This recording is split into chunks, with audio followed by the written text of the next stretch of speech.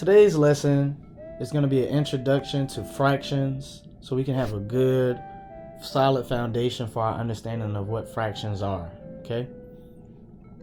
So, first thing we want to understand is that fractions represent how many parts of a whole we have, all right? To identify fractions, you use a slash or a fraction bar written between two numbers. The number on the top is referred to as the numerator.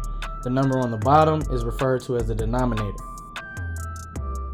For example, 1/2, 3/4, 5/6, and 9/3, those all represent fractions.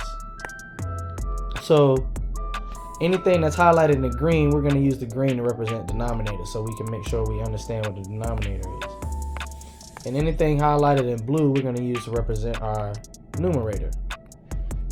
So numerator's on the top, denominator's on the bottom. Alright, now another thing we can talk about is the types of fractions, okay? The first type of fraction we call our proper fractions. Proper fractions are simply where the numerator is less than the denominator. In other words, the numerator, the smaller number is on top, the bigger number is on the bottom. That means that you have a proper fraction. 1/2, 3/4, 5/6, 9/10, and 1/100 are all proper fractions. Proper fractions, by the way, can all be converted to decimals.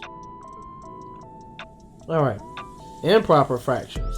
Improper fractions is when you have a numerator that's more or bigger than the denominator.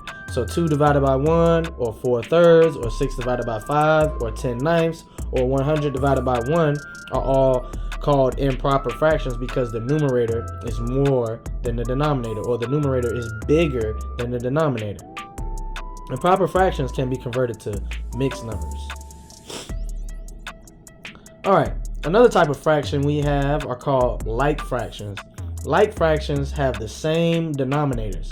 So 1/4, 5/4, or 2/4, or 8 divided by 4, all of those are like fractions because all of the denominators are 4.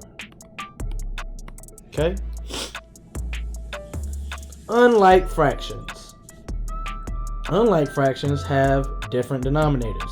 So if they have the same denominator, they're called like fractions. If they have different denominators, they're called unlike fractions.